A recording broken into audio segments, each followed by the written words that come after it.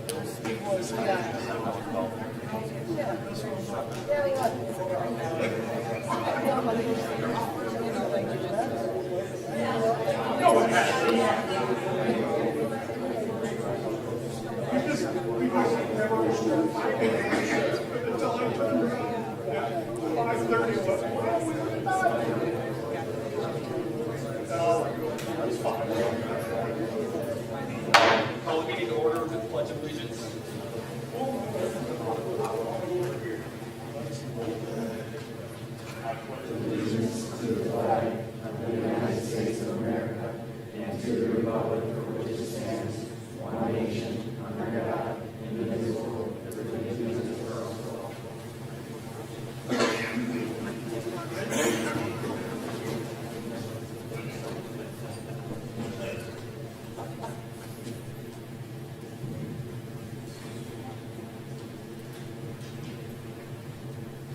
Roll call shows that all board members are present. Item 3, consent agenda. I move to accept the consent agenda as presented. Motion by Mr. Miller, support by Dr. Huff. Roll call vote. Yes. Yes. Yes. Yes. Motion passes. Item number 4, recognition.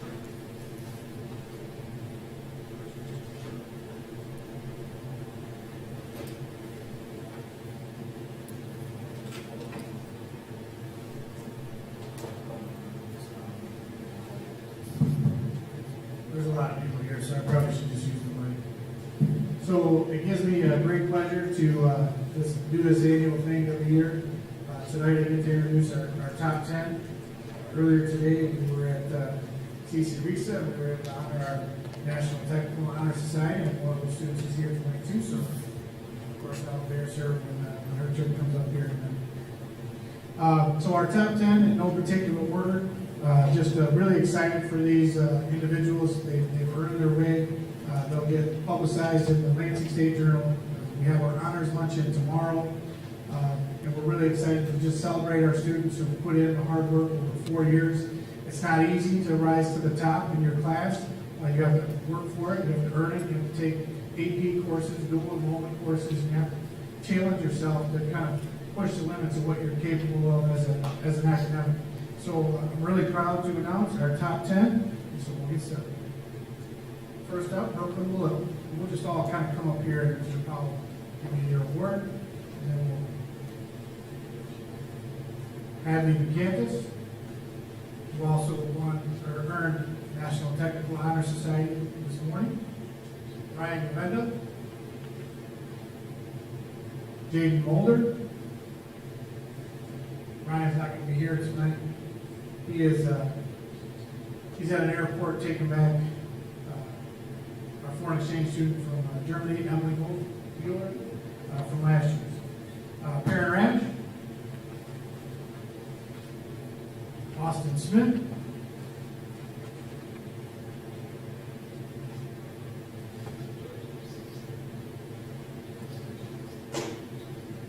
Gabrielle Steele, and one of our two salutatorians, Ella Powell.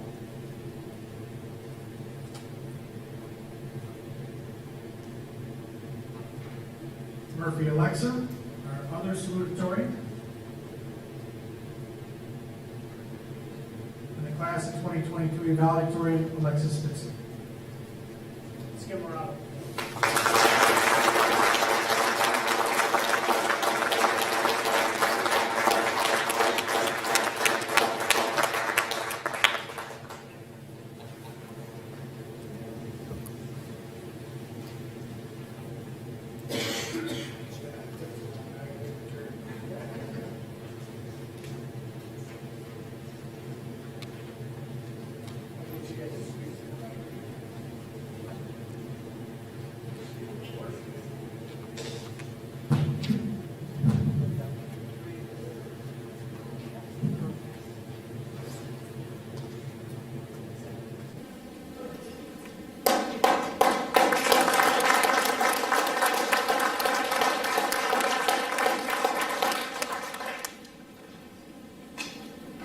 At this time, normally, the president of the board will let the top ten know they don't have to stick around if they don't want to for the remainder of the meeting. That's it. Yeah, and we'll take a quick moment if anybody wants to exit before we continue on.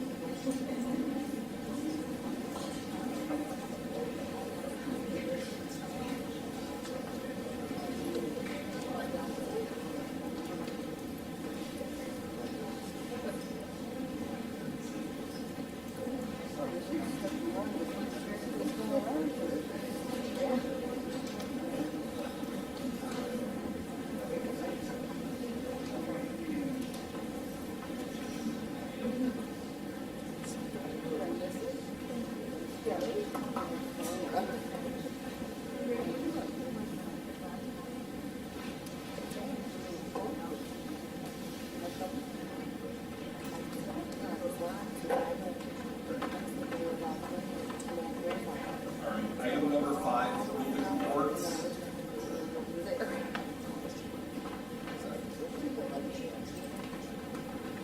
Item 8, Mrs. Jen Branch will present information as it relates to our CTE program. Thank you, everyone, for allowing me to be here. Did you want to use the microphone, or am I good? Use the microphone, okay. And then I have two students, Ovid-Elsie students here this evening. Chloe Bigelow in our Youth for Criminal Justice, and Jennifer White. Okay, and then you and audio production, digital media artists. So I'm going to talk a little bit, ladies, through this PowerPoint, and then the more important piece will be for the Ovid-Elsie board and community to be able to hear a little bit about your experience in our Career Connections CTE program. So typically when I come, I bring a lot of handouts with a lot of numbers and things in them, and those are all provided for you, I believe, in your board packet. But this evening I wanted to do something a little bit different this year. I wanted to highlight a little more about what the Career Education Department does above and beyond the CTE programming, which of course is one of the big pieces of what we do. So we have a couple of new staff this year. One of them, Justin Vancourt, who is a graduate of St. John's, but the welding program is graciously housed here at Ovid-Elsie. And Justin came from industry, and before coming to teach the welding program, he was one of 4 bridge welders in the state of Michigan with the Michigan Department of Transportation. He took a risk by leaving that job that was full-time and quite lucrative to come on and teach a half-time welding. And in his first year here, he's done enough good work that next year he has 2 solid sections of welding, so we're able to make that a full-time position at Clinton County RESUP. And year 1 and year 2, and it's also direct college credit with Mid-Michigan College, and students have the opportunity to earn American Welding Society Sense certification in that program. So we're very excited about the progress that Justin's been able to make in 1 year, and grateful to Ovid-Elsie for housing that program. So we also have a new sports medicine instructor. His name is Matt Spies, and he was the athletic trainer for St. John's Public Schools for a number of years, and has over 15 years of athletic training experience. And he's working hard, I think, to grow his program to 2 sections. He almost made it this year. But anyway, Matt is well known in the community and well respected, and also that program offers direct credit with Mid-Michigan Community College. Jennifer Strickland is the new career education coordinator, and Leslie Loafman is the new business management entrepreneurship instructor, and that program is housed at DeWitt.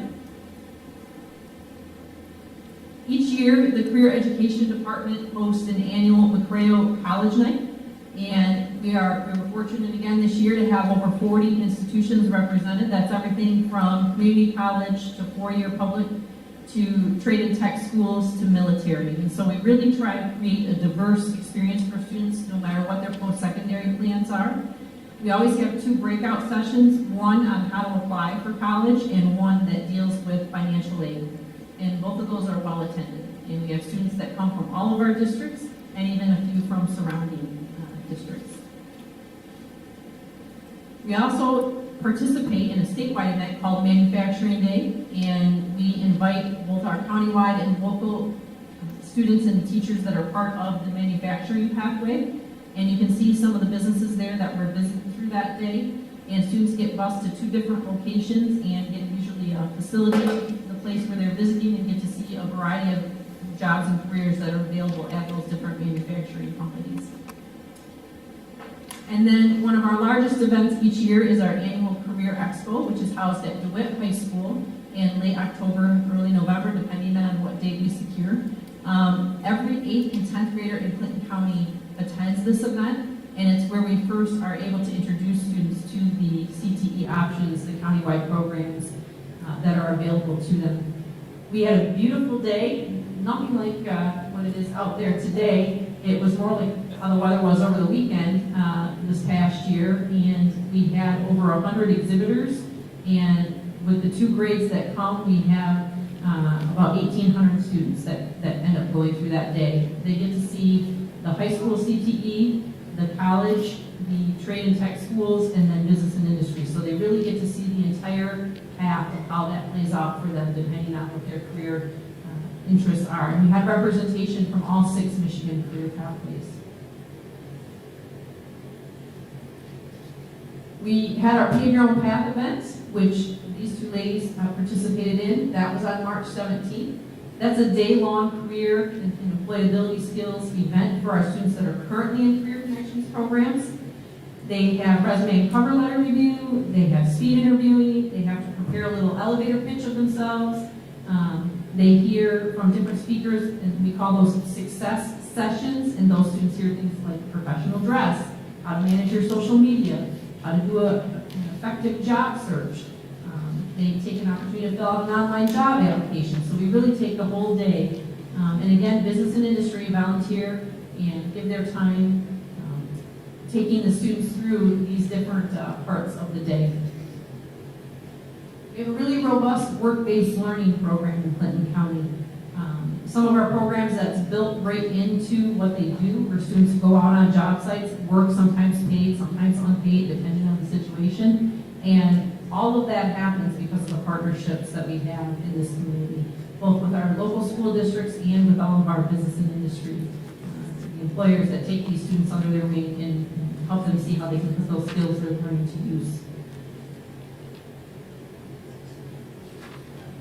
Even though students may not be enrolled in one of our CTE programs, If they have been enrolled in one in the past or have a placement that aligns with their educational development plan that they fill out in Zello, they can be placed in work-based learning as juniors and seniors. And these are just some of the businesses around the area that take students into work-based learning. So again, we're incredibly blessed and grateful to have these partnerships.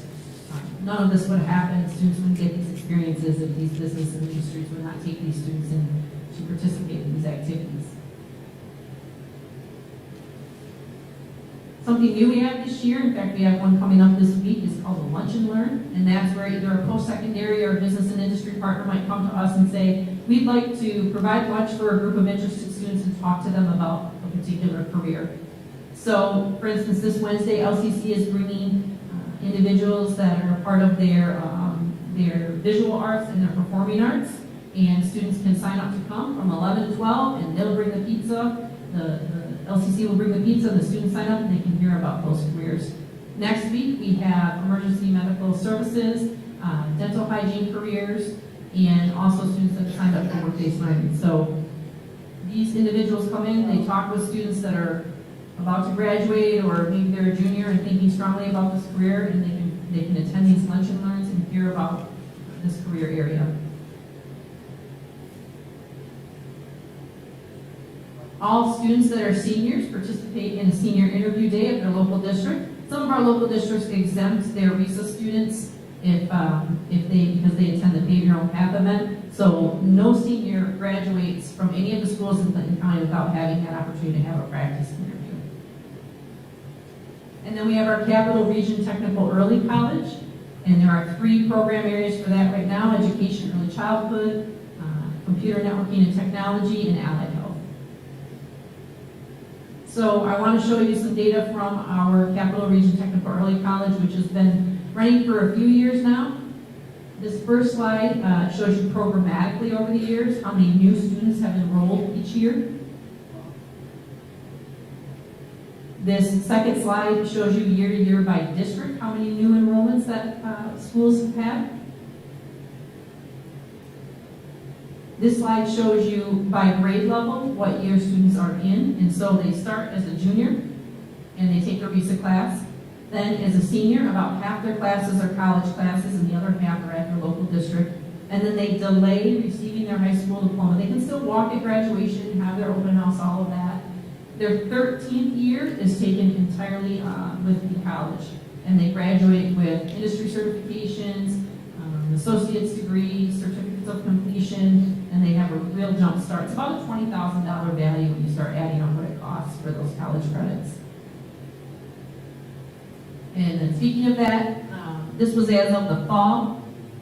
So far in our CerTech programs, students had earned 1,153 college credits, and there were 292 credits in process in the fall. So definitely a huge savings when you think about the fact that most of the schools in Clinton County are out of district for these community colleges. And when you start thinking about a couple $100 a credit hour, it really adds up. But I want to take the time to focus on these young ladies that have come in. I don't think I would have known if I had courage to come to a board meeting when I was in high school, so kudos to them. But because of their CTE experience and the leadership opportunities they've had, they're probably a lot less nervous than I would have been if I would be asked to do this. So Chloe's in our criminal justice class, year 2. Oh, you're no one else in year 2. I know you guys just did something today that I want you to tell them about.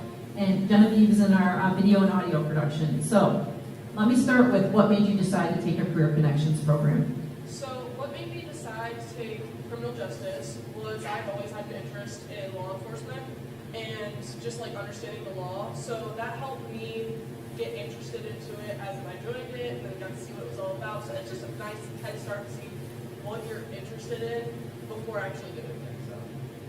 Why I joined video audio production is because since I was little, I always liked to make these little videos on my phone, and I just really saw it as a hobby, not at first as an actual career, but now I think I am starting to. What's been your favorite thing that you've done so far in this class?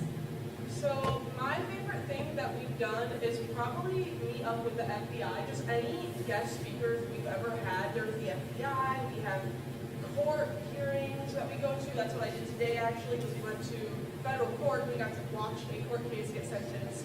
We go to teen court where we get to be the jury and interact, like everything that we get to interact with anybody outside of the school related is just incredible.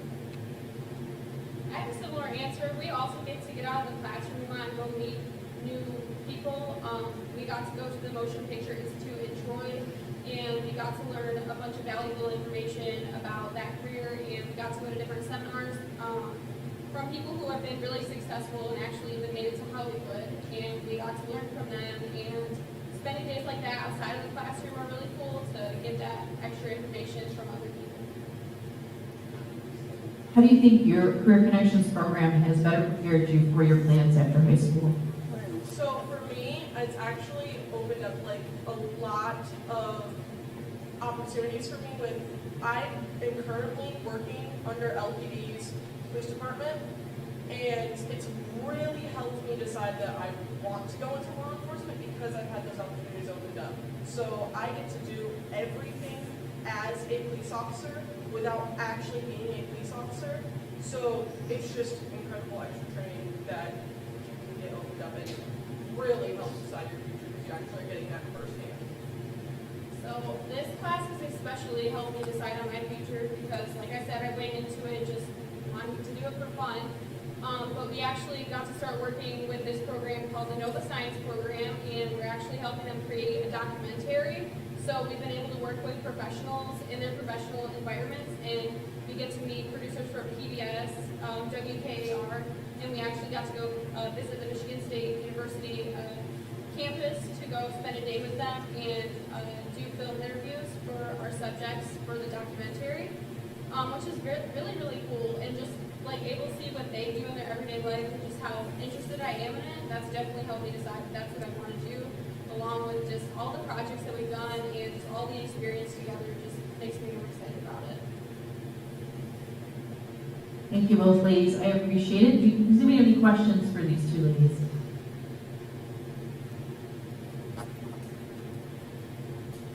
Well, I'm going to give them a little round of applause.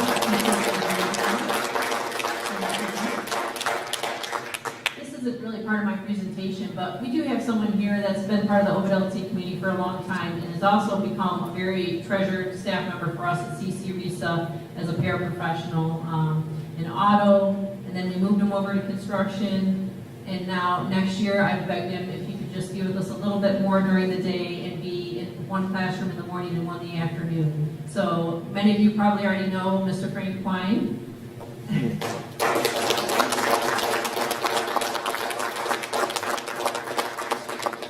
And Frank, would you just take a minute to share what you enjoy about working with our CTE students?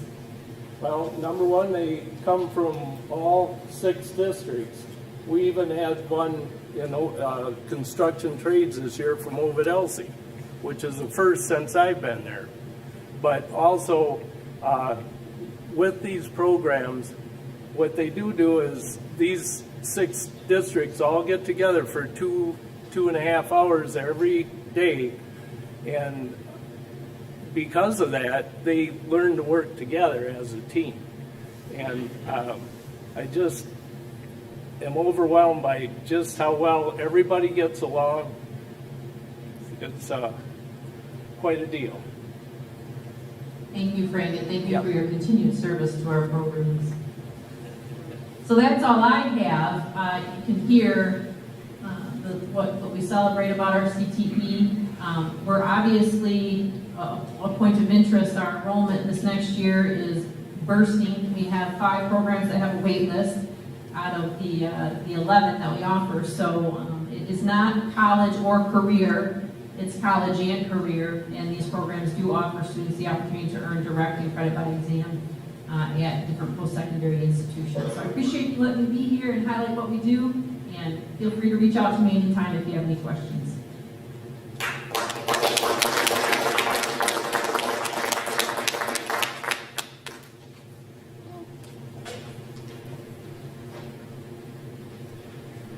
Item number B, building and department updates and highlights. Ms. Parsons.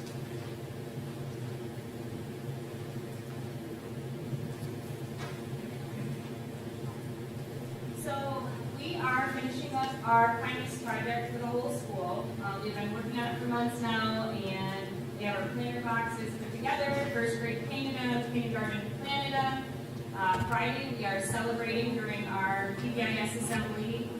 We're inviting some of the community members that we're donating the planter boxes to come in and view the planter boxes and be a part of our assembly, like some of you were, and kind of celebrate the students and the positive awards, and also give them their planter boxes to take back to their businesses and community. So that's pretty exciting. We are also planning our kindergarten visitation May 12th, where our incoming kindergartners will get to view the building, we'll get to meet the students and the teachers and a lot of the staff. Our kindergarten numbers are looking really great for next year. We've had a lot of signing up already, so that's good news. We are also planning our field trips. Each of our grade levels have field trips that they're planning and getting out, so that's nice to kind of get back to being able to go to take our kids to different places. And we have science club starting next week, so we're pretty excited about that. Any questions? Thank you.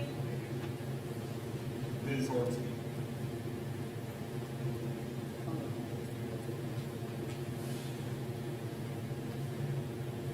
So at E9, I think last time I was here, I gave an update about preparing for Career Day, and we had that Friday before spring break, and it was just incredible. We had many representatives from the community speaking to the kids, and it was just a really great time. So I wanted to take the opportunity to thank all the community members that came to help us. It was really a great experience for them. We are supporting our schools group.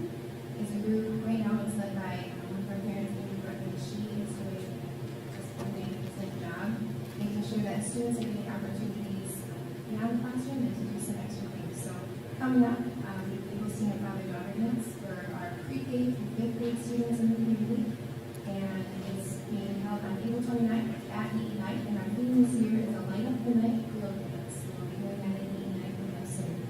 And we also are preparing for a Mother's Son event, which this year is going to be a picnicking day, and we're going to give back to the community picnicking at the Elsie Park. And other than that, we are just already, it's hard to believe, we're preparing for the end of the year, working on state testing and benchmark testing and planning field trips and planning class picnics and planning field days. So it's exciting stuff. Definitely a ton of it. Any questions?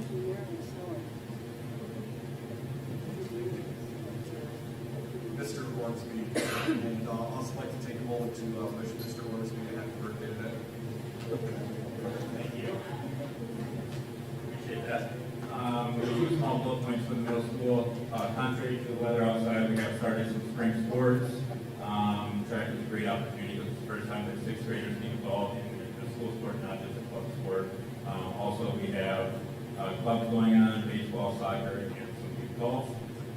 Last month was reading month. We had awards for two classes. The seventh grade class as a whole won $100 towards scholastic purchases for the school. And Mr. Wirtz's class, seventh grade science, won for the total amount of pages being read by the school. So they had a nice history party. Mrs. Miller, sixth grade science teacher, was chosen as the Marauder Staff of the Month by fellow staff and students. Last week, all the students took the perception quiz survey during school. Student council visited Leonard Elementary as guest readers during student month, and then also went down to Leonard to read the perception survey to the students so the teachers didn't have to. And then last week, 8th grade students took the PSAT, and we're looking at having students start taking the MSTEP this week. Any questions? Thank you. Mr. Togar.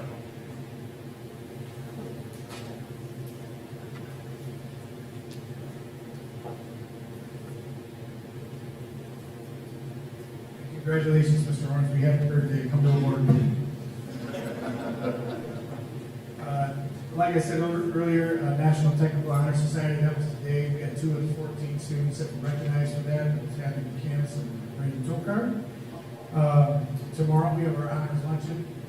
Super excited about that. That'll be Shiawassee, England County, all the top 10 from everywhere. It's a really cool event that Shiawassee and Cook County put on. So looking forward to that. Our senior trip is on Wednesday this week. So we're excited to let our seniors go have a little bit of fun. On Wednesday and Thursday this week, we'll be taking the M-Step in our junior seminar class. And then Wednesday night, NHS induction ceremony is at 5:30. That'll be in the auditorium. As far as testing goes, all of our SAT and BSAT and ACT are mainly done. We had a couple makeups. There were a couple students that were absent for the BSAT 9 and 10, so we're making those up in a couple weeks. But all of the main testing is completed at this time. Friday, our FFA spring skills contest will be taking place. And then on Saturday, we have our prom at Eagle Eye Golf Course. And then next week, Friday and Saturday, high school play Matilda will be in the auditorium. Those performances are Friday and Saturday at 7 p.m. If you want to get out and see that if you can. They do a special play for us at 1 o'clock in the afternoon. If you don't watch it, try to get the first one to us next Friday at 1. Any questions to me? Ms. Deal.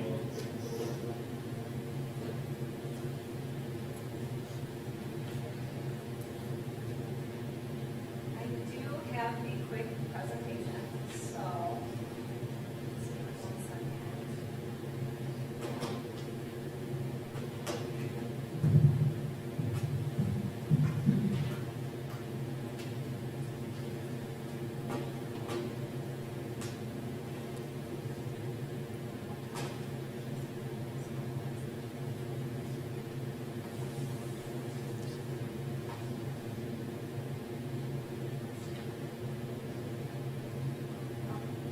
All right, so I am here to showcase the work that we've done with professional learning. Okay, thank you. All right, so I'm here to showcase the work we've done with professional learning while shining the spotlight on the teachers and administrators who have helped make this possible. So last month, a group of teachers from Ovid-Elsie attended a conference called McCall, and this is the largest educational technology conference in Michigan. And the process of submitting proposals for this is typically very competitive, and some years up to 50% of proposals are declined. I am very proud to announce that this year we had 5 Ovid-Elsie teachers who presented. So we had Amber Foster, who talked about positive behavior systems that we have here at school and how we use technology to help communicate that to our teachers, staff, and parents. Gerald Latz and I presented on a really fun tech tool called Canva, which is a digital design tool. Both Courtney Lloyds and Matt Grandstaff were awarded the McCall grant last year. So they did these smaller presentations called campfire sessions where they talked about their grants. And Courtney Lloyds has won a grant for Osmo Kits, which are really cool devices that combine the real world and hands-on manipulatives with technology. And so she shared about what she's doing with that. And then, of course, Mr. Grandstaff talked about his songwriting and music production class, which was funded by this grant as well. And then I talked about some of the professional development and learning that we've done here at Ovid-Elsie. This is a lot of presenters for a small district, and I got a lot of comments and a lot of compliments about how well Ovid-Elsie was represented. And in fact, at least one teacher was so impressed they asked if we were hiring. So I will share out the official feedback once we get it, but the initial feedback was really positive. Our rooms were totally packed. There were people sitting on the floor and standing. And I just think with Mr. Barton's vision of making this a destination district, I feel like this is a big step in the right direction as far as making Ovid-Elsie a place where teachers want to come and work. We're getting our name out there as an innovative school district, and people notice. This year, for 2 of our professional learning days, we basically had a mini McCall right here at Ovid-Elsie.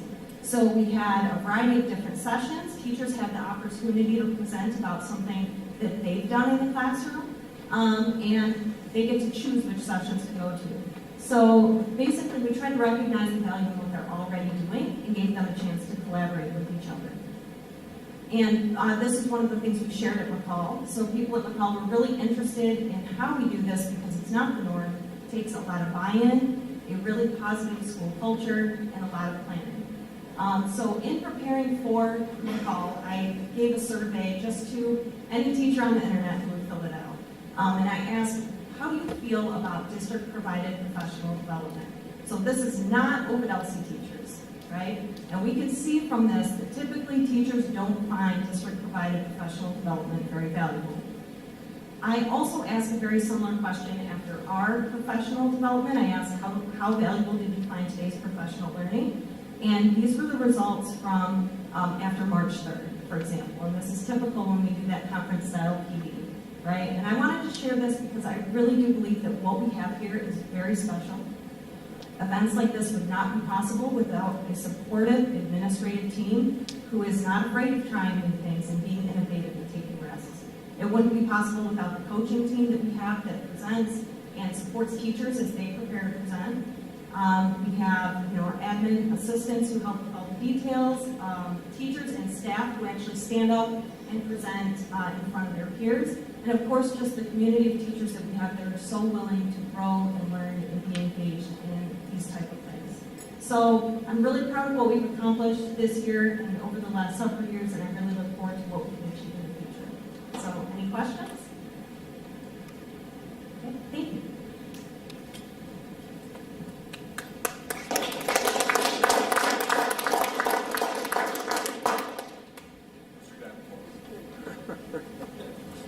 Sure, I'll follow that.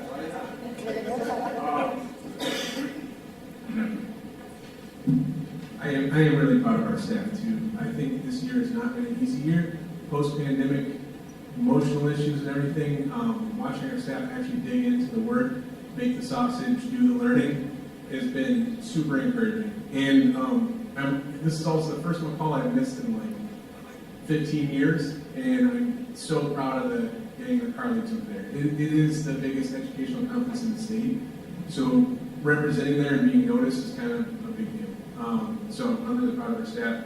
I don't have any exciting updates. The state device pit came out. We're digging into that. We're going to replace Chrome tabs. I think I may have mentioned that before. We're still waiting on the emergency connectivity funding devices that are to be rolled out this year, but I don't have a delivery date yet, like everything else I've worked on this year. Other than that, MSTEP, the servers are working, and students and staff are digging their way through that. So, any questions about that? Ms. Kerr?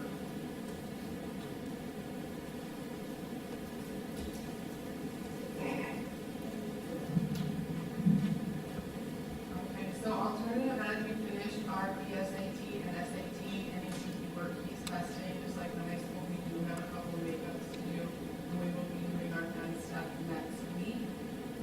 Some of our upcoming events, May 6th, we will be hosting prom at the Masonic Community Center in Elsie. And then on May 9th, we have been invited by the Clay Township to do cleanup at Friendship Park. We'll be taking all the students out there to do this. This is the second year they've asked us to do it, and they asked us to come back this year.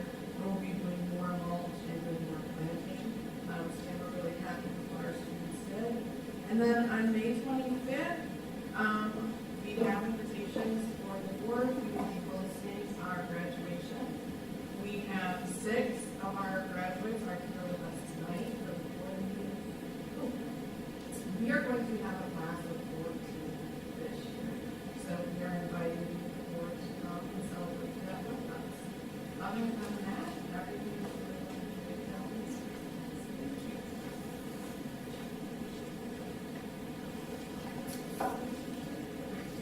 Thank you.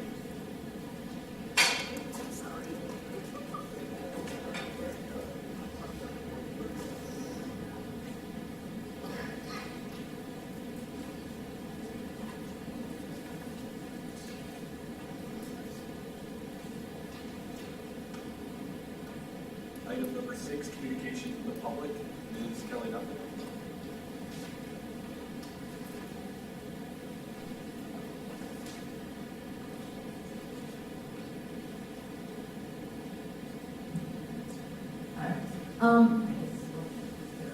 I just wanted to come back in. I know I've been trying to last few meetings talking about banking issues and stuff like that, trying to figure out a resolution stuff. And I did have somebody get with me, I believe a WASO, and I couldn't see it when I looked it up, but it might be fairly new.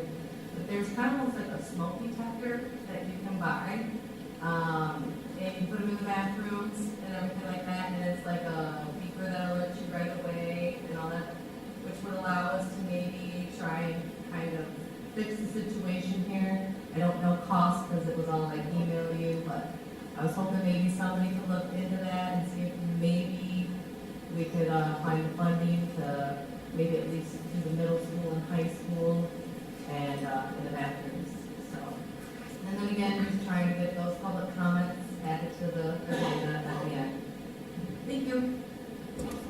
Thank you. Mr. Ovid-Elsie.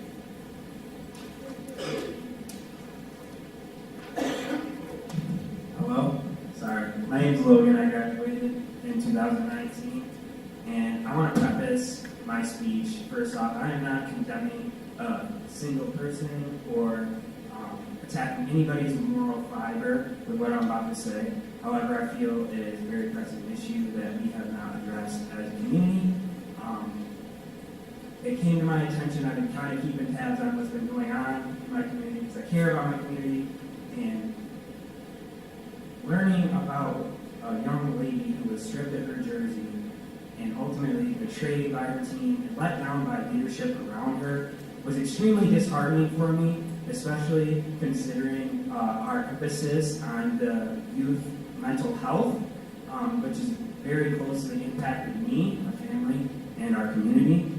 And I just would like to see some accountability for our administrators, our school board, to hold these people accountable and figure out what kinds of action plan we can take to address these issues to make sure that it never happens again and nobody has to be stripped of their dignity. And I'm here to advocate for those who don't have a voice. It's very personal to me, as my father is foreign, and she was a guest here. And if that's how we treat our guests, how can we expect a dissimilar treatment of our youth from the people that are born and raised here?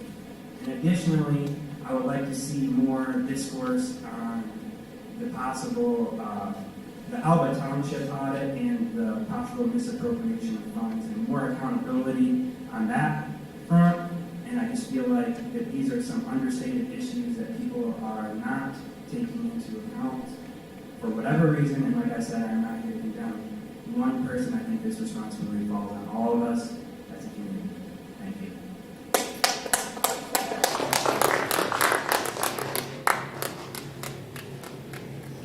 Item number 7, communication from Ovid-Elsie personnel. I have none. No correspondence. Item number 9, old business. Yes, we were asked by members of the board to look into a deposit from 2009 from Alva Township. On the 15th of February, Ms. Weiger sent a letter to Alva Township Treasurer Paul Bolton with a spreadsheet that showed a deposit of $15,000 that was made for Alva Township along with the tax certification for non-homestead voting operating at $18,000. Some of the issues we've had tracking that down is Huntington Bank only keeps records for 7 years. Ms. Lloyd spoke with Paula Bolton, and she's currently going through their file for the disbursement of 2009. She's going to talk with the board meeting on the 11th to see how they like to receive those, if she finds any additional information. That's where we currently stand with that. If we believe that there was a check that's deposited for that amount, we can't certify what it is for that amount. Item E, Sun Fund update. They were asked where we stood with our separation from Sun Funded. The board had agreed to try to enter into a separation agreement with Sun Funded. On January 24th, I sent a separation agreement to Sun Funded. Since that time, I had no reply from them. And I haven't reached back out. The matter to us is it's in the report for them to sign that separation agreement. Any questions?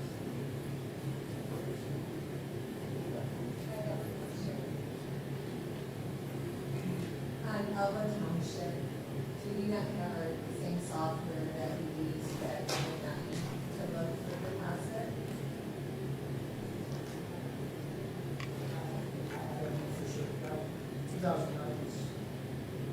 well before I was. Yes, understand. But I just didn't know if we changed software during that time where we couldn't look back into our software to see if it was recorded in the actual budget. So far, we haven't been able to find any evidence that we did receive the money. We're either on either way, but we're either not receiving. So once we hear back from Paul, it's going on, we'll decide if we will be asking. Any other questions? Item 10, new business. ACC research. Yeah, with the retirement of Miss Ryder happening July 1st, and the prospects of what we're going to do with our business office, I've been in contact with Dr. Whitney Shorty, and actually Dr. Shorty was back there with Rich G13, the business manager from CC Lisa, and also Ben Schuler, who's an accountant with them. We had started talking about the possibility of using them as a third-party vendor for our business operations. We met with the finance committee on Thursday, to share our thoughts and share the contract with the board in the board packet. We feel that this is, we're a size enough, a small enough district that it's not unusual for us to outsource our business services. They have the capacity to be able to have multiple sets of eyes looking at our finances and to be able to give us the kind of reporting that we need. As we transition to it, one of the things that we're going to have to do is we're going to have to upgrade our software to a product called Skyward. I did find out that the Skyward, when we left on Thursday, one of the questions we had was what was the per people. It's $7.49 per people. So it's going to cost us just under $10,000, which is really a cost push for what we were paying with our old system and also to do the hosting for it. We just feel like moving forward, we're asking the board tonight to approve a 3-year contract with them for them to take over those business services. We do realize that in the first year, as we work to develop systems, there will be some pain points, but we think the overall product and having somebody outside being able to look at our finances and the type of reporting that we'll be able to do will be a long-term benefit for the outside.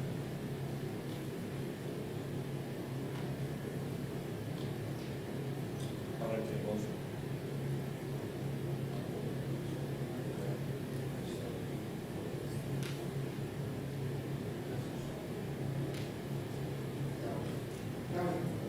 Support. Motion by Mr. Nash, support by Mr. Miller. Discussion. Looking over the contract, I think this is really good for a school district. Yeah, I was on a finance committee meeting on Thursday. They do this for other districts, 3 or 4 in Cook County, if my memory serves me correctly. They're talking about having somebody in our district 1 or 2 days a week to handle stuff, so we're not shipping stuff back and forth from our buildings to St. John's and whatnot. I thought it was a very positive meeting last week. I think it's a good option for us as a district. Roll call vote. Yes. Yes. Yes. Yes. Yes. Yes. Yes. Motion passes.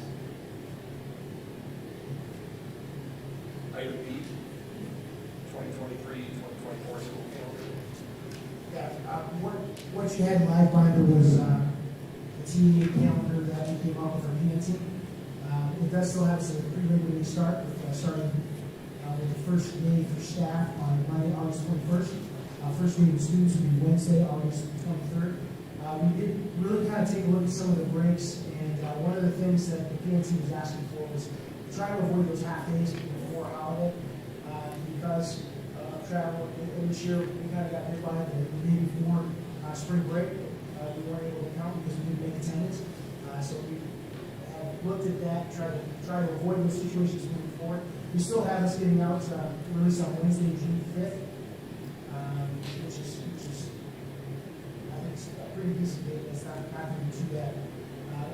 I think the holidays and the times that we have in there are appropriate for kind of what the PNC and what we've heard from some community members as far as giving affordable weekends and not having a problem with half days before holidays.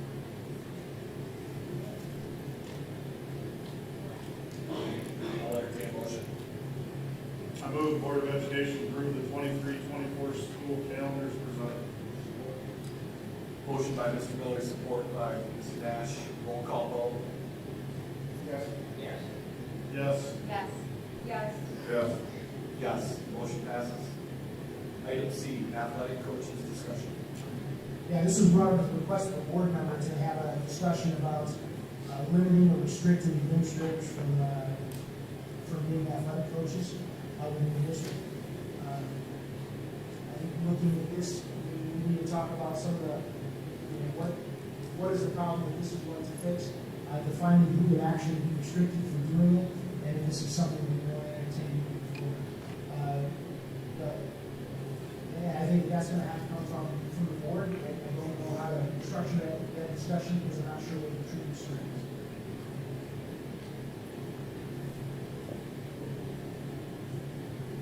I think that, our administrative flow chart is a direct,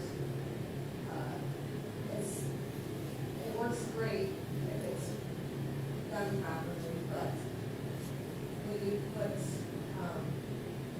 a boss in a role to be the boss of his boss, it conflicts the interest of the team.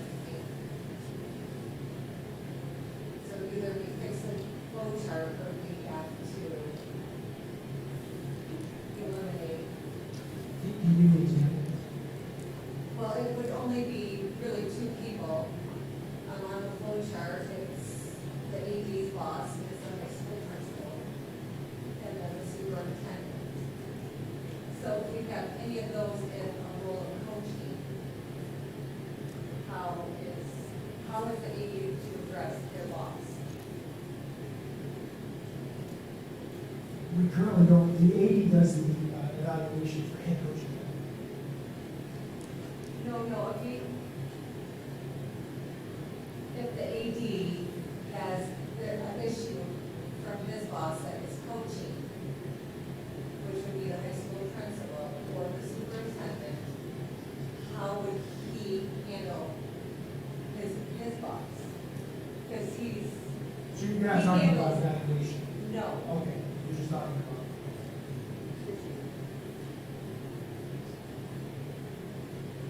Well, again, he's currently our high school principal, assistant coach. Assistant coach falls under the guidelines of the head coach.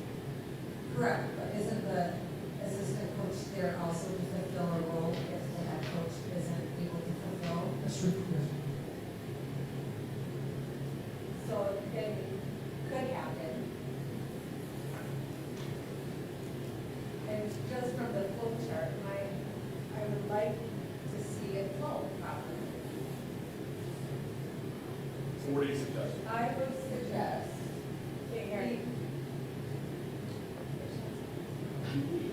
Sorry, it shuts off. I would suggest either having no administration, the high school or superintendent, coach, be in a coaching role, or reroute the AD's boss.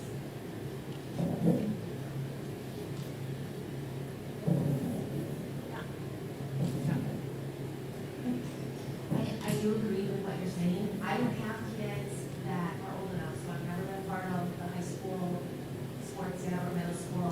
But in my 6 years of being on the board, I've had many people come to me with issues where then they were having some sort of situation with their coach, their child was, and of course I would remind them that they were, opinions, and it didn't work out for me because it was first yes. And so I do see, I don't know the coaches, also you know our administrators, but I also appreciate when we can contact them at the end of the day, they're still there, and their full focus is on their responsibility. So, I understand. And I believe that the administration role is very valuable to our district. And if they have time to coach, are they taking that time away from the school district for their first school? it's been my experience, and this is the phrase. I haven't experienced somebody running a $2,000 job year or $100,000 job. If they have a meeting or if they have something that's pressing for school, the administrators know that their expectations is that they're going to attend the administrative function before coaching. We are at a time right now where we can't get people to come and fulfill our coaching roles. That's not even saying to give people quality coaching. It's just to get somebody who wants to come in and do the job. I haven't experienced the problem where administrators being able to fulfill the job. If they did, as superintendent, I would address it. And I just would like to say that if they're fulfilling their jobs properly, is there a reason why we have to have an assistant then? I'm not sure if you Assistant superintendent or assistant high school principal? Yeah, the demands of the job, the requirement that they have those people. I know that there's this is something, this is the coaching, so I'm not saying. There's a belief that we are adding heavy. The roles and responsibilities that these people are now, as we talked in our board discussion prior to this, all the things that we're asked to do now as a part of the community, I don't think that we're overstaffed with administrators. I think that they're barely able to do the stuff that we currently expect them to do. So I don't agree with the fact that we're adding that. So yes, we still need our assistants. I would like to think we'd go back to the premise students first. We would pick the best applicant to fill the job. And I think we've had a couple of examples that did pretty well with it. And, as far as I know, it hasn't been a huge issue. And I think we could work through it if something came up. But I still like my basic premise is if it looks at a part of five, you don't even have enough people buying this day. Let alone good ones. So I hate to see us turn away somebody that's very long.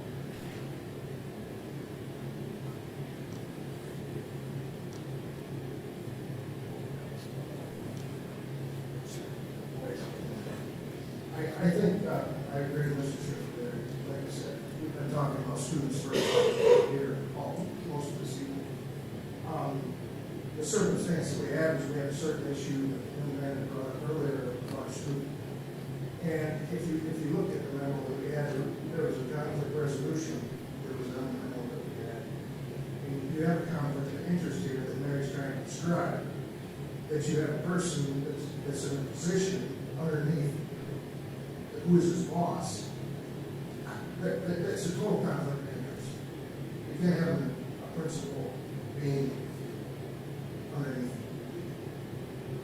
athletic director. That wouldn't apply in any HR department or things like that. And I personally, I think that this particular situation happened, and I'm not looking to get into it, discuss it, but I'm pretty disappointed when we're planning students first. It's pretty disappointing as to what happened to those students. So I'll just do that. With that, I would like to request that our secretary write a letter of apology to the parents and the students that be reviewed by the chair and be signed by this board. And if you feel that these deserve a vote, please consider a motion. I'll say something. I'm up here, involved in sports more than anybody else. I've dealt with them since I got here 28 years ago, before that as a coach. You look at the coaches that they've had here over the years. You've had Bob Forbat, who's probably taken the basketball, boys basketball, harder than anybody else. You have another administrator, Jerry Goosen, who took the football team farther than anybody else. You had Ryan Cunningham, who's the administrator, to bring the girls basketball team. We had this discussion before on boards prior about this when Ryan was wanting to be a superintendent and be a coach, and we discussed it. I think when you're coaching, it's hard to get people to do it and to volunteer and that kind of stuff. And I also think that, like you said, I think kids are first. You don't want your kid to have some part coach when he's playing. And I want them to have the best coach that they can get. And if the best coach happens to be an administrator at the school, fine. And I also think that what they do, the girls basketball team, they practice mostly at 6 o'clock at night. So I think that he's putting his time when he's doing it, he's still here superintendent. He would put in his time during the day. He should be able to do what he wants. If we don't hire him and say he still wants to coach, what if he goes to Chestnut? What if he goes to some other school and coaches against us? And I'm getting like, I think if we're going to be consistent, you're right. It is a little weird having that person have an answer to the athletic director. But I'll take that if I can get to have a better coach to sit there and coach with the kids. And I sat here and watched it for years and years. I think you get the best coach you can get, whether they're administrators or whether they're teachers. It's just hard. It's hard to get this past you. And you have more sports and all the rest of it's going on. You want to have good quality coach. Now there may be a way, I'm saying that there may be a way that we can do to figure out how the athletic director and discipline and coach if he's the high school principal or something. But I don't think we take that coach out of the situation. I don't think we take that out of the situation, give them the opportunity to coach. So far, the administrators have seen that coach have done a very good job coaching. Dr. Huff, I was just wondering, 'cause I don't know what roles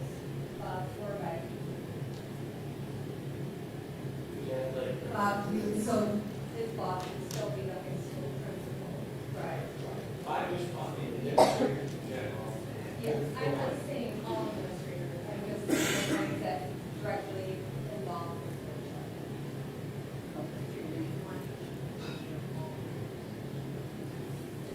whatever. I mean, I think it's, there's a couple things here. There's a couple things we can look at. One, maybe administrators aren't head coaches, and we're looking at the full chart, maybe athletic director, reports to the superintendent, instead of the high school. There's a couple of times we look at it. I agree that our coaching, the numbers are down. We've seen that when we post the jobs. I think it's important to have the right people that agree the full chart needs to work the right way for accountability purposes. So I'm still open to have more discussion, obviously, before we are looking at this motion.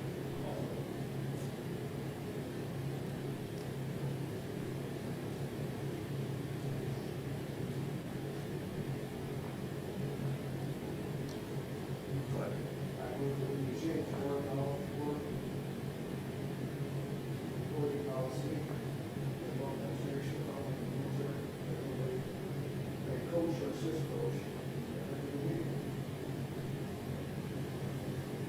So what would be authorized, by the way, if you agree with a possible action? So we would be authorizing Mr. Barton to contact you over the draft of policy, the possible policy, and or administrative guidelines. That's what we're doing. That was what we're doing. So go ahead and say that again so that I'm clear. According to the administrative responsibility quotient, no one above the athletic director is allowed to coach or assist coach. Any conflict of interest?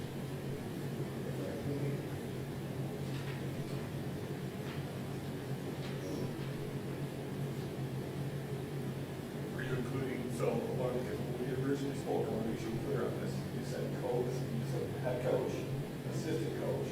Are you also saying volunteer? Volunteer.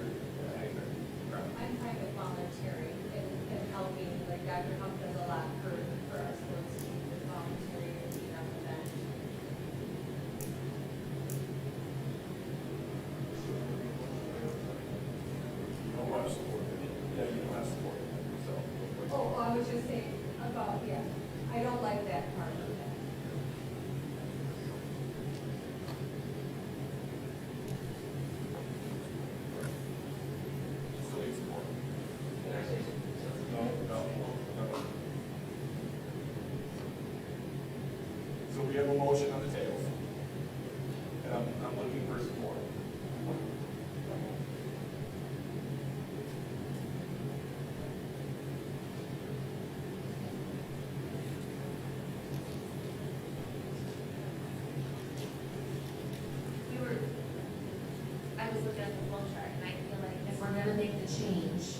I don't know. You're out of order. Yeah. So we have a motion on the table, and I'm looking for support on that motion. And that's a support for his motion. Correct. To have those two positions not included on any kind of support. Correct. Correct? Correct, that is his motion.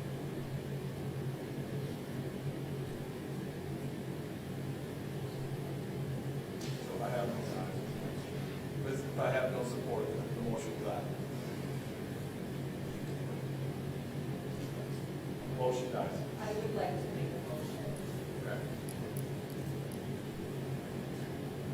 that we give superintendent contact Nola to draft a policy on administration flow chart that would not allow high school principal or superintendent to be in a coaching role, paid position. No, it's different. Have a motion.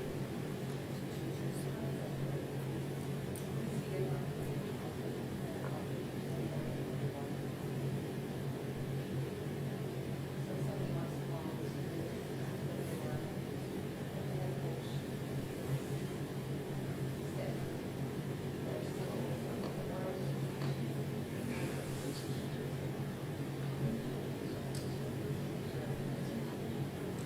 Have a motion on the table. Looking for support. Go ahead and review. Yes. I know.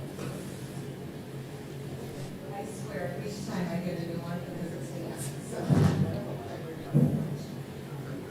Thank you.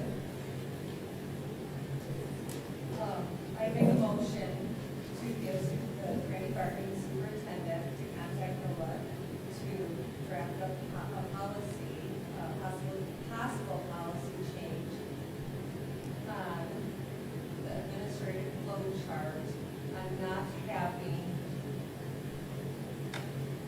a high school principal or superintendent to be in, or head coach or assistant coach. Motion by Ms. Thompson, support by Mr. Nash. Discussion. You know, I don't know why we don't let Ray Barton go and pass. I don't think it's what we use to pick out the high school principal and superintendent to do that. I think you ought to be able to go talk to Neola and see what they can come up with, as opposed to putting two positions in there and saying they can't do it. You know, I think that's wrong. If it was, then we would have lost one of our better basketball coaches, even though some people may not like him. But Ron Cunningham did a great job, and the girls came in here and wanted to consider to do it. And Jason Tokar has done a good job with that team too. Yeah, there's a problem that we've talked about, but let's look at how well they did. And we all want to win, right? I mean, we all go to football games to watch people win, not to sit there and lose. I sat on the sidelines of some of the football games when we didn't win the game. So I just don't know why you can't go and ask. Maybe there's a policy that you can do. Maybe there's something that you can ask them to see. Maybe the superintendent, maybe he goes to the board. I don't know. But they just exclude those two right off the bat. And I don't know why we don't give them the ability to ask. I agree with that. The question is whether I can ask for the joint policy. I can ask for the joint policy. The question is that what we want? Right. And this is, we're authorizing him to go and get the verbiage to write this policy. That's what we're doing. This is a policy change that they're asking. Are we asking for the policy change to exclude those two? Or are we asking for the policy change to take those two and alter or change the chain of command?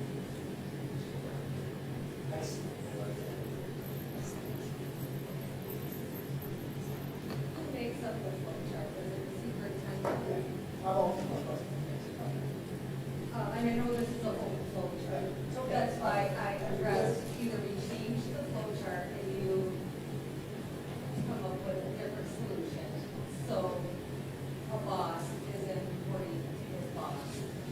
See, my mind, we're talking about two different things. Absolutely. We're talking about changing a flow chart, or are we saying coaches or administrators can't coach? That's my Those question. we need to separate those two, and we need to decide which one we're trying to take. We do have a motion. The motion on the table is getting language to look at the flow chart. I want the clarification. What are we asking in the motion? Are we asking in the motion to exclude two people? Or are we asking in the motion Those positions. So really not, we're not talking about the full chart, really. Well, But you that was used it one as- of my. Right, but you included that, you did say Well, full chart, so I want to yeah, be sure. because that's, I misspoke it. So is the flow chart in the motion or not in the motion? It is not in the motion. Thank you.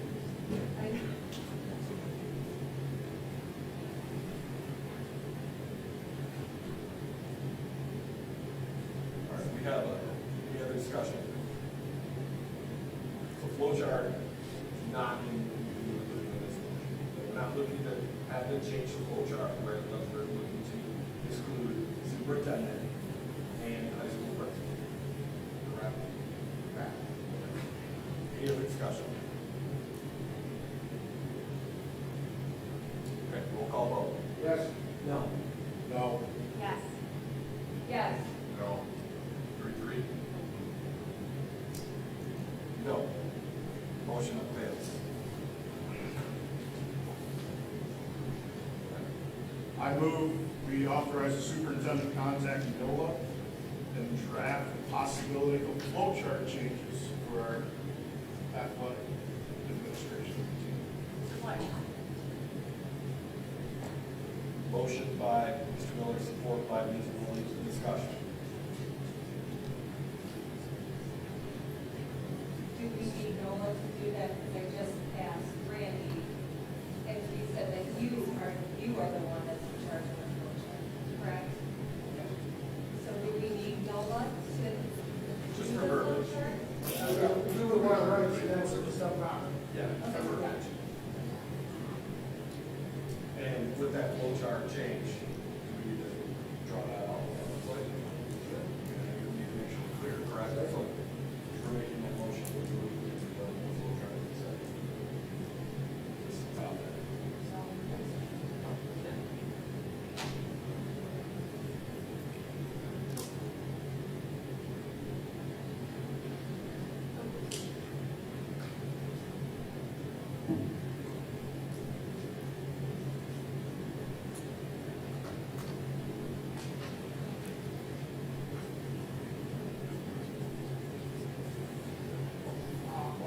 I'm thinking.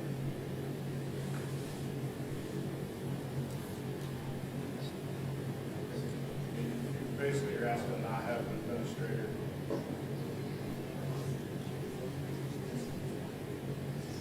Report to their boss, correct? That's not necessarily possible. Okay, so basically what we'd be looking at would be,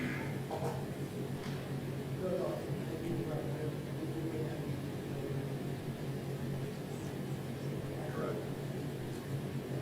So what we're looking for is the athletic director to report directly to the superintendent. Is that what we're looking for? And I would assume that the superintendent, I know Randy, you don't have any, you don't want to coach. Not at all. Okay, so. You can make that one without. So maybe that would be, it reports to you in the flow chart, and the superintendent does not take on any other roles as coaching. I would draw my motion.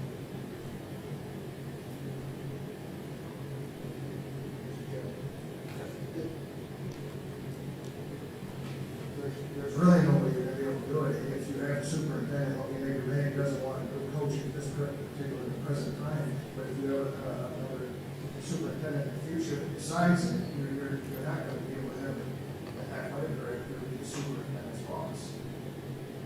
That was the point of the first initial motion.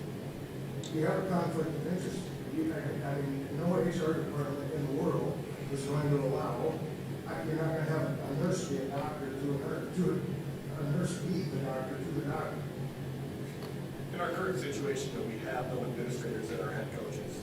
So the head coaches are reporting to the athletic director, and the assistant coaches are reporting to the head coach. So at this point, we're not in that situation, and that obviously that other motion's there.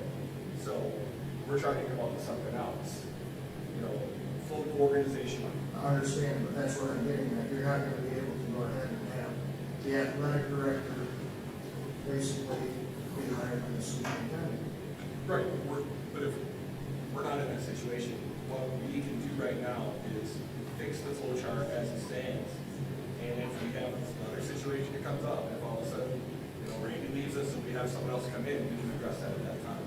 But we've already had the motion fails, we can't go back to this. So whether or not we want to have another motion, we've had a motion withdrawn regarding the flow chart. If we want to have another motion, say, so.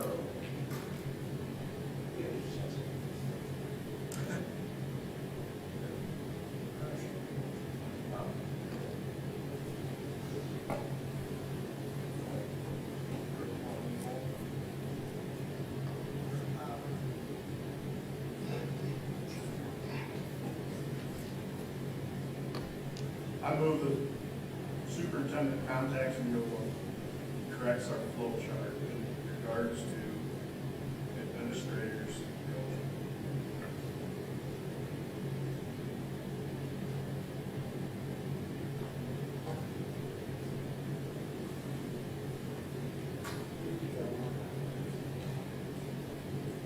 I move the superintendent contacts Neola and drafts a flow chart that would allow our administrative people to coach.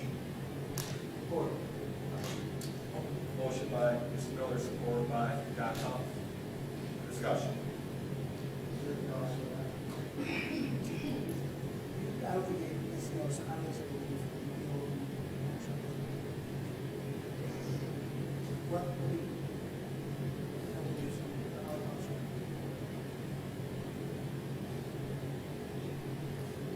Any other discussion?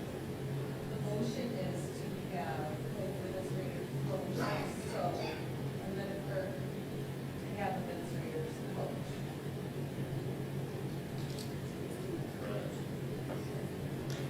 So if they are unable to see a way for an AD to do his job properly without.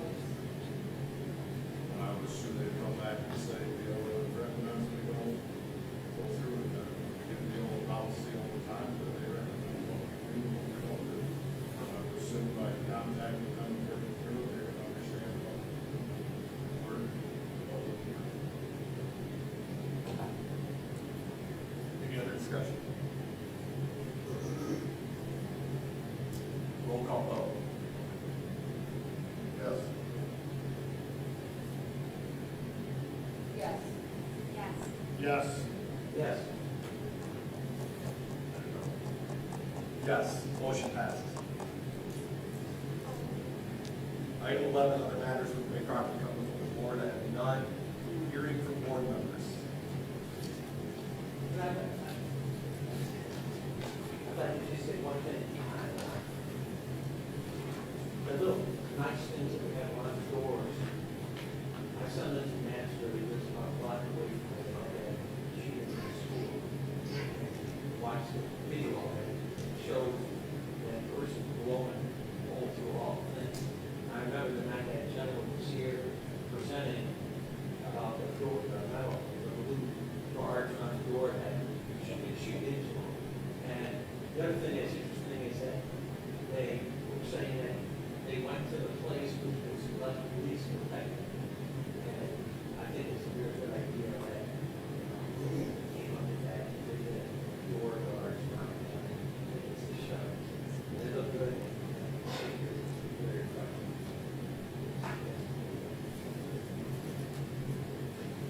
I would just like to say, I asked Randy about coaches' handbooks, and we don't have one.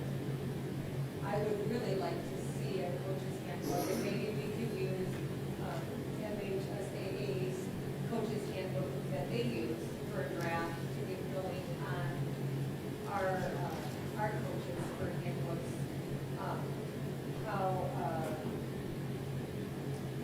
people, our student athletes and our parents to a very high level where we have to sign the athletic handbook, the code of ethics. But I feel like we are failing our students on our coaches having those same ethics and standards in place and them signing the contract with the students, so, so everybody's working together for the same common goal.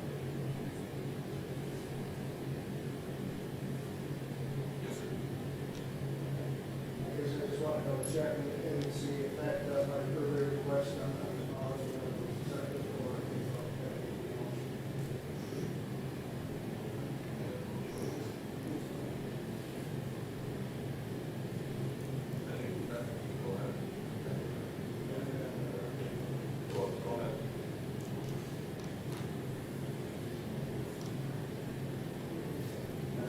On April 5th, the first week of April, we had a weather event, as you know. I guess I want to bring to the board's attention. I had some discussion with Randy and some people in the maintenance department. The weather event we had, obviously, they quite a bit of flooding and things of that nature. I kind of looked up on the National Weather Service, April 5th, Wednesday it was, I believe. We had 1.8 inches of rain here at Ovid-Elsie schools. I contacted some neighbors to try to get an idea as to how much rain we had received over the last 2 days or weeks or whatever. One report I heard from a local, and you take it for what it's worth, but we received about 3.25 inches of rain, 3.25 inches of rain from the March 30th.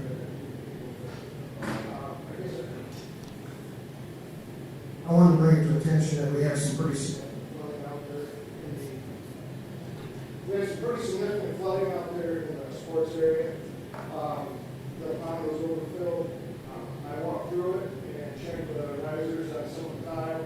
We had 12-inch tile out there. The tile was full. Everything was at capacity. Admittedly, we had a reasonable amount of rain, but this wasn't that some 100-year event. I did find some issues that I guess were concerning to me, and I guess I would like to bring to your attention, and maybe follow up with Randy a little bit, discuss maybe we need to form a committee, and maybe solve some of these issues. We have significant amount of money wrapped up into this stadium project, and I see some potential problems in my mind that I think we could have some serious problems in the future.